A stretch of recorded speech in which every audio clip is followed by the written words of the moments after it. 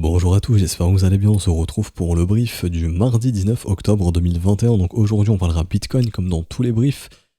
Toujours ces grosses résistances, hein, donc ça j'en ai parlé hier, ces gros ordres de vente. Il y a un élève qui m'a fait une remarque très intéressante. Est-ce que c'est pas en rapport avec les options? Du coup, on va en parler juste après. Également, on parlera d'Ethereum très rapidement parce qu'il est très corrélé au Bitcoin. En tant que Ethereum ne bougera, enfin, tant que Bitcoin ne cassera pas son ATH, je sais pas pourquoi Ethereum pourrait breaker d'un coup comme ça. Ça peut arriver.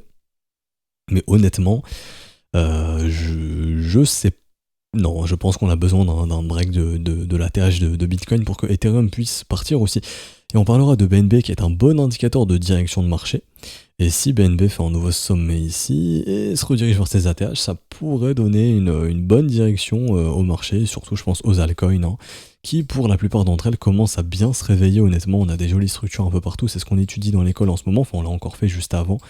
Il y a vraiment des tiers très très intéressantes côté altcoin. Alors, du coup, le Bitcoin, bon bah rien de plus qu'hier, hein, on est en train de toujours de consolider. Ce qu'on veut, c'est breaker la résistance. On arrive sur la dernière résistance ici, celle des 63 500 en daily. Est-ce qu'en weekly on en a une? Non, on l'a passé. D'ailleurs, on a fait une clôture en weekly plus haute que la précédente. Enfin, en gros, on a fait la clôture la plus haute historique en weekly, c'est extrêmement bullish.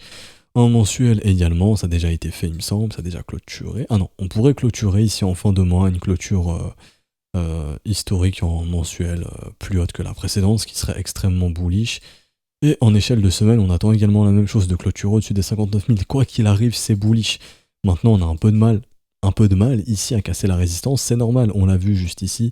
Il y a un paquet d'ordres sur Bitfinex qui est actuellement l'exchange spot le plus liquide qui bloque. Il y a même ça sur Deribit, là sur un contrat dérivé. Non, c'est BitMEX, pardon, il me semble. Ouais, ça doit être BitMEX. Hop, BitMEX ici, donc c'est un contrat dérivé, mais voilà. Sur BitMEX, il y a un peu aussi les ordres ici qui attendent, hein, qui bloquent un petit peu les prix. Et donc, un élève m'a fait la remarque avec les options, est-ce qu'on n'est pas en train d'attendre justement que les gros acheteurs de calls voient leur contrat expirer worthless, c'est-à-dire, comment dirais-je, worthless veut dire sans valeur quoi, hein, donc des expirations dans le vent. J'essaie de trouver où est le truc option, voilà c'est ici. C'est-à-dire, pour faire très simple pour ceux qui ne savent pas ce que sont les options, je vais essayer de vous expliquer ça le plus facilement possible avec un exemple qu'un élève d'ailleurs avait donné qui est très bien. Admettons, vous vendez une voiture à... Enfin, vous voulez acheter une voiture.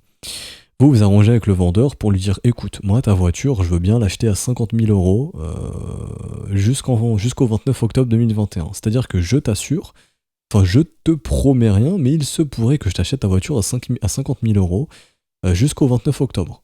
Et donc le vendeur va te dire « Ok, moi je veux une assurance, je veux que tu me payes tant pour que je te mette la voiture de côté, que je la vende à personne d'autre à part toi, et ça jusqu'au 29 octobre 2021. » Donc admettons ici l'assurance est 4 000 euros, vous payez 4 000 euros et vous vous assurez de pouvoir acheter votre bitcoin à 50 000 dollars, enfin en gros votre voiture pardon, à 50 000 euros ici jusqu'au 29 octobre. Vous allez me dire, oui mais pourquoi tu l'achètes pas maintenant? Bah peut-être que j'ai mon cash, au lieu de dépenser par exemple, je sais pas moi, admettons le prix du bitcoin, la voiture, on va parler du bitcoin. Admettons le bitcoin il est à 40 000 euros à ce moment-là. J'ai pas envie de dépenser 40 000 euros pour acheter un bitcoin. Je suis conscient que le bitcoin peut pumper énormément et je veux quand même m'assurer d'en avoir à un bon prix. Mais mon cas, j'ai envie de le faire travailler autrement. Par exemple, sur une altcoin en attendant ou sur d'autres assets. Que je pense qu'ils peuvent pumper avant le bitcoin ou qui ont une bonne marge de progression, mais j'ai pas envie de bloquer là 40 000 euros dans le bitcoin. Donc, je vais sur les options, je m'assure de pouvoir acheter du bitcoin à 50 000 jusqu'au 29 octobre. Ou admettons à 60 000, donc là dans notre cas c'est 60 000 jusqu'au grosso modo 70 000 et même plus, 100 000 dollars.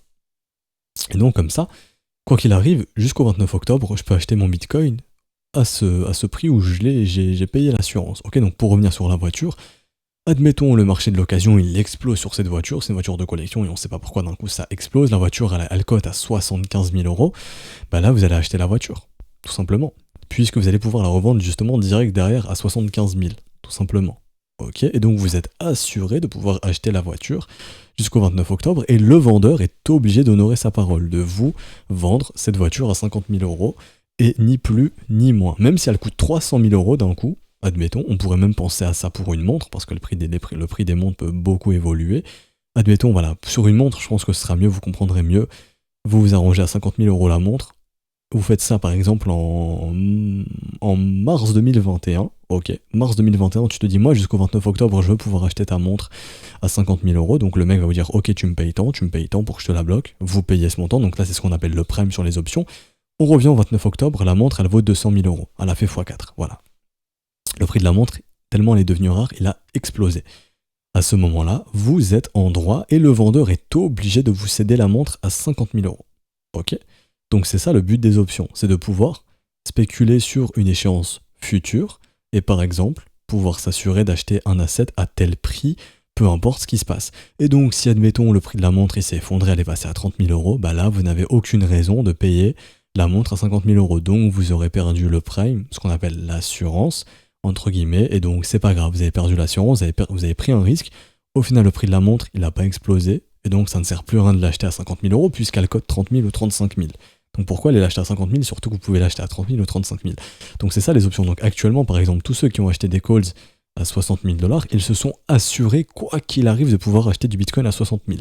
Donc admettons, si le Bitcoin le 29 octobre, admettons là on break la TH, on se retrouve à 80 000 $ dans 10 jours, admettons, je dis pas que ça va arriver, mais là c'est vraiment une hypothèse, tous ces mecs qui ont acheté des options, des contrats call à 60 000 pourront avoir leur Bitcoin à 60 000 $, tout simplement.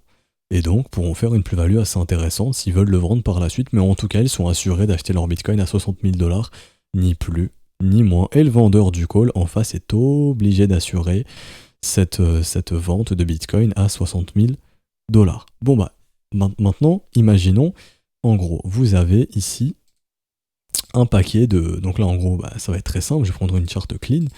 Ici, hop. Donc là, en gros, jusqu'au 29 octobre, comme ceci, donc on va mettre le 29 octobre, hop, je trouve pas mon outil, là, ça m'embête un petit peu. Vertical line, c'est où? C'est ici, donc 29 octobre, comme ceci. Hop. On regarde les achats de calls. Donc on va aller ici. Vous pouvez aussi les avoir sur Deribit, mais bon là c'est mieux représenté. 60 000 en plus gros niveau d'intérêt, 70 et 100 000 $. Bon. Du coup on retenait bien 60, 70 et 100 000. Alors on revient sur la charte ici. On va mettre 3 traits comme ça, horizontaux.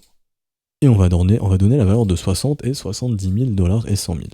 Donc ici, 60 000. Ici, 70 000. Et ici, 100 000 $. Oups, lui c'était 70 000. Et c'est lui que je dois changer à 100 000 $. Voilà. Ok. Donc est-ce que ce serait pas intéressant de garder les prix ici ou même un petit peu sous les 60, là, par exemple comme ceci, un petit retracement, comme ça, pour l'expiration, comme ça tous ceux qui ont acheté des calls ici sont rects. Ok. C'est-à-dire que si derrière par exemple, je sais pas moi, ce sont de grosses whales ou des market makers qui ont vendu ces calls, par exemple, et que eux ils ont tout intérêt à garder le pognon, hein, à garder le pognon dans leur poche, le prime, bah, ils ont tout intérêt à faire à ce que le Bitcoin soit sous 60 000. Alors est-ce que en gros, ces gros ordres de vente, donc je pense que vous avez compris maintenant, là où je voulais en venir, et là où l'élève voulait en venir peut-être, enfin moi c'est ce que j'ai expliqué ensuite de ce que j'ai compris, enfin de ce que j'ai déduit, hop. Est-ce que ces gros ordres ici de vente sont pas là pour bloquer justement le Bitcoin sous les grosso modo 63 000 et même nous faire clôturer par exemple, je sais pas moi, le 29 octobre sous 60, donc avoir un petit retracement avant le 29 octobre, sait-on jamais, pour que ces contrats puissent expirer worthless, c'est ce qu'on appelle sans valeur. C'est-à-dire qu'en gros, le mec qui a acheté son call, ici, bon bah, il repart bredouille et puis c'est tout, quoi. Il aura payé son prime et ses risques qu'il a pris, mais le Bitcoin sera en dessous des 60 000, par exemple. Ok. Et ça peut être pour ça.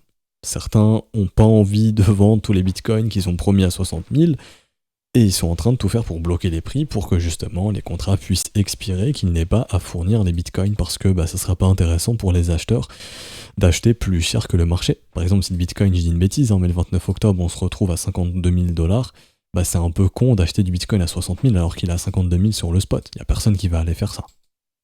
Bien évidemment. Donc voilà, ça pourrait être une raison, on attend l'expiration du 29 octobre pour ensuite aller breaker la TH potentiellement.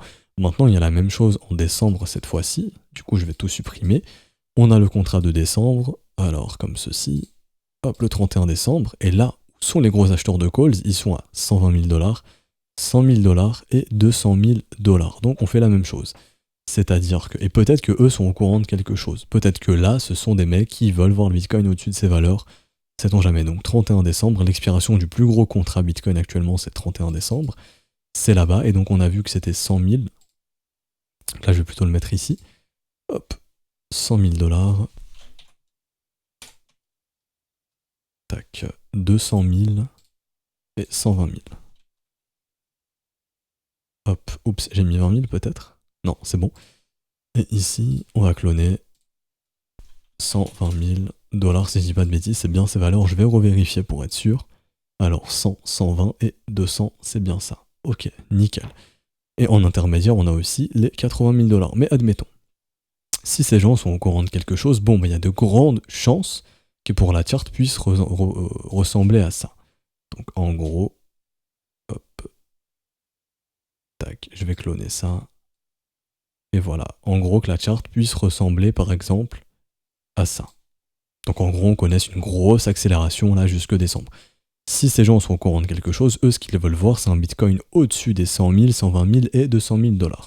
Maintenant, également, si jamais ces calls ont été vendus et qu'on sait très bien que le Bitcoin ne sera pas à ces valeurs-là en décembre, la charte devrait plutôt ressembler à ça. C'est-à-dire qu'on devrait plutôt clôturer sous les 100 000 $ d'ici décembre et qu'en gros, le Bitcoin monte doucement mais sûrement, mais pas aussi vite que tout le monde l'attend et qu'on se retrouve à 100 et 200 000 en décembre et que en gros, la charte puisse ressembler par exemple à ça, c'est-à-dire un marché qui connaît des dips comme ceci, donc pas aussi profond je pense, mais par exemple voilà, des petits retracements et qu'on monte doucement mais sûrement, mais pas en mode euphorie comme tout le monde s'y attend pour décembre, et qu'au final voilà, ça soit peut-être la charte du Bitcoin et que grosso modo, le Bitcoin se mette, voilà, par exemple à se retrouver à 75 000 en décembre, et là pareil, tous ces contrats auront expiré, et tous ceux qui auront acheté des calls ici verront leur contrat expirer, et là, peut-être que ce sera peut-être le moment d'y aller quand tous les contrats auront expiré.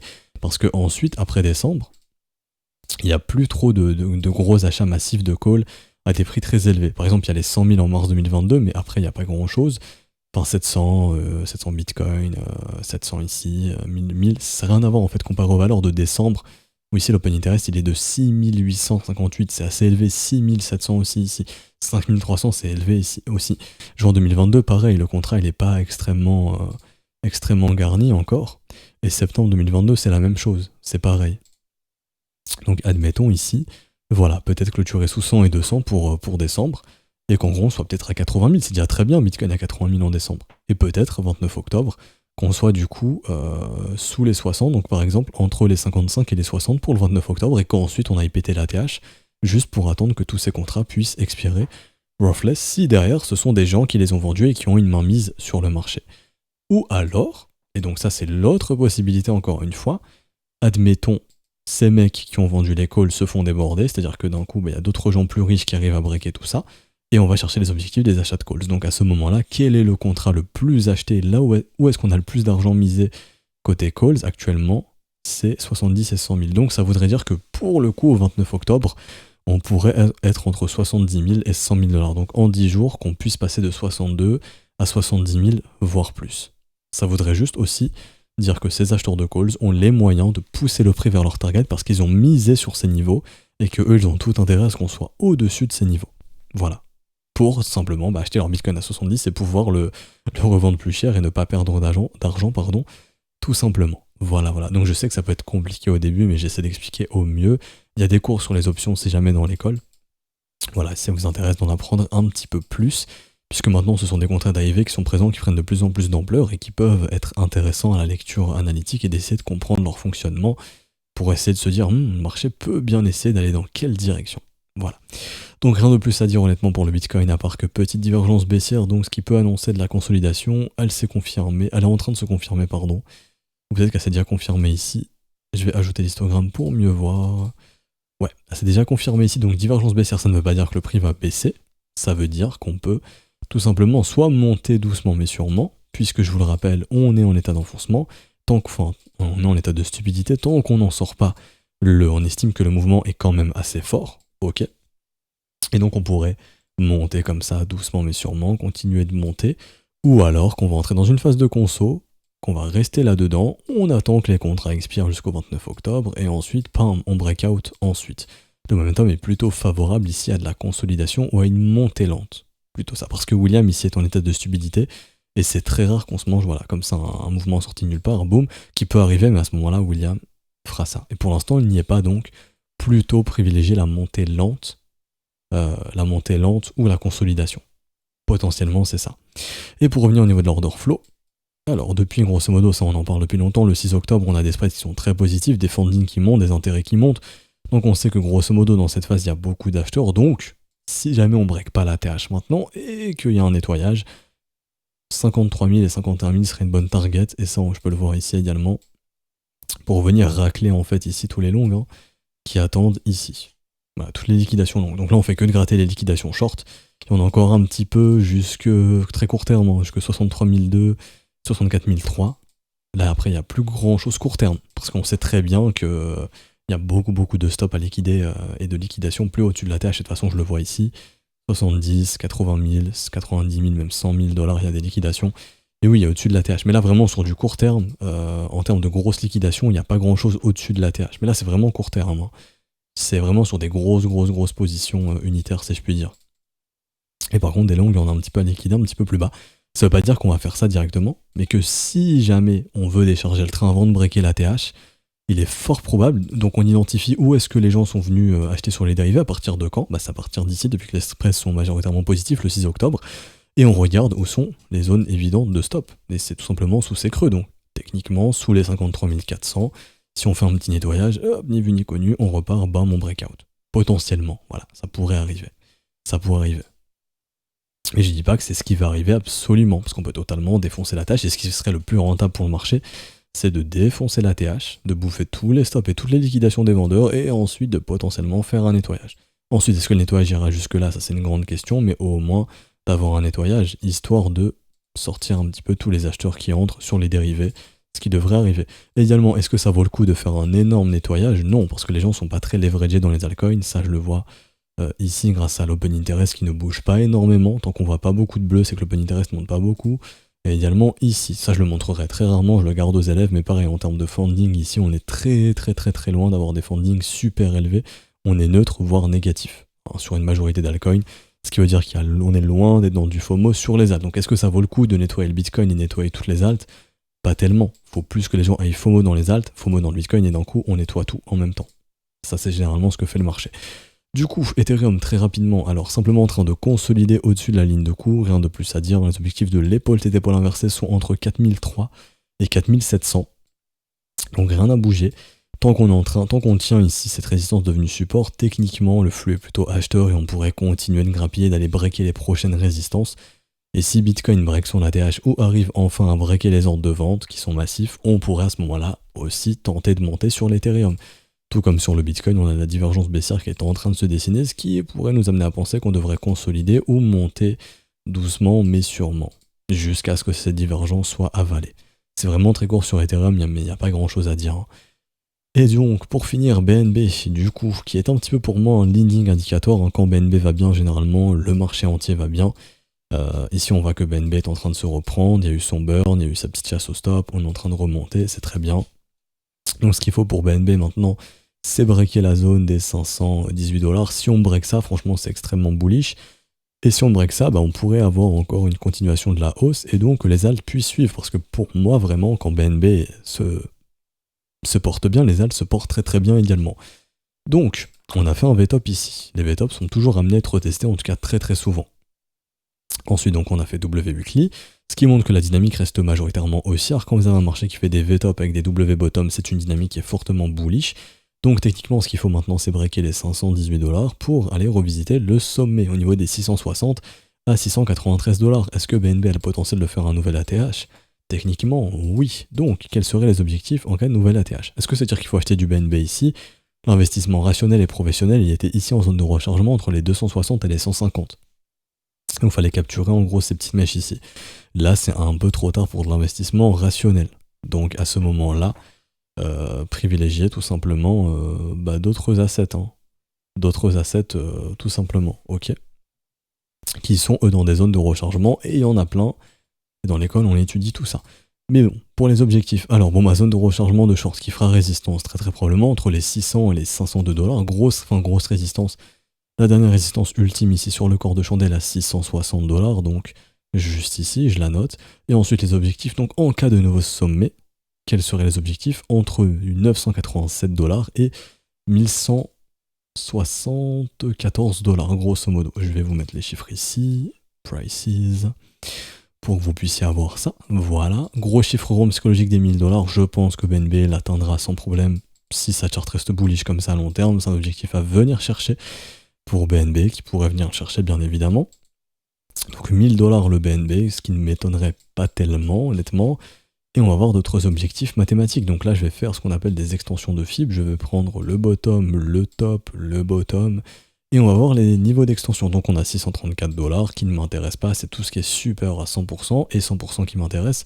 Donc 895 $, objectif à noter. Ensuite 1080 $ qui correspond à notre zone d'extension 161,8 de 100%, à noter également. Ensuite, un chiffre que j'adore énormément, 161,8 que nous retrouvons partout, 1317 $, ça peut être une bonne zone de prise de profit également, un objectif à venir chercher. Également 200%, donc 1578 $, 2000 $, prochain chiffre rond, si jamais ce marché dégénère, qu'on passe 2000, on pourrait monter à 2000, sait-on jamais. Et ensuite, on a donc les 361,8 à 2684 $, et dernier objectif à 3367 $, ce qui ferait vraiment une progression complètement folle pour BNB. Et est-ce que ça serait aberrant? Non, puisque BNB ressemble beaucoup à Ethereum de 2017. On a eu exactement la même charte, où on a eu ici le VTOP, le petit W ici, les W, la consolidation, et le gros breakout, où il a tout défoncé. Et on va voir en termes d'extension, on était venu chercher combien ici. Alors, tac, je pense qu'on est venu exploser carrément tous les objectifs, quasiment. Alors, ouais, on est monté jusqu'à 261,8, entre 261,8 et 361,8. Mais la charte est très similaire, c'est-à-dire que ici, W, compression, triangle, pain, breakout, accélération. BNB pourrait faire exactement la même chose, c'est-à-dire ici, et franchement il y ressemble beaucoup. Il a vraiment beaucoup cette tête-là, qui est vraiment pareil. Quand je retire ici tous les schémas, on voit bien potentiellement compression, W qui se montre, pain, breakout. Et donc à ce moment-là, Ethereum s'est garé entre 261,8 et 361,8, donc en gros on pourrait dire que si on focus les objectifs d'Ethereum, et ça on va le noter, hop, comme ceci, comme ça, on va dire que extension que ETH a atteint en 2017. Si l'histoire se répète, on aurait donc un BNB entre 2000 et 2600 $ au cours de ce cycle. Donc en gros, ça ferait un market cap très très élevé, je pense. Bon, je vais aller calculer ça, vous savez quoi, pour voir si c'est réaliste ou non. Si ça ne l'est pas, enfin, tout peut paraître réaliste, mais bon, après on va voir en termes de chiffres. 81 milliards de market cap, aujourd'hui on a 488 $. On va dire, admettons, on va couper la poire en deux, que BNB arrive à monter à 2300 $. Donc on va faire 2300 divisé par 488, on prend le multiplicateur de 4,71, et on va multiplier ça au market cap qui est de 81 milliards, donc 81 fois 4,71, ce qui nous donnera un market cap de 381 milliards. Est-ce que ça vous paraît irréaliste ou réaliste?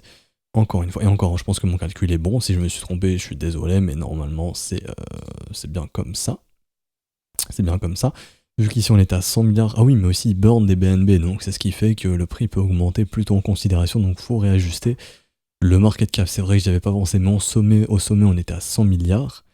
100 milliards avec un prix de 600 $, donc de 700 $, donc 2100 $, ça ferait bien 300 milliards, on est d'accord. Donc c'est ça, c'est bien les objectifs, on est bon.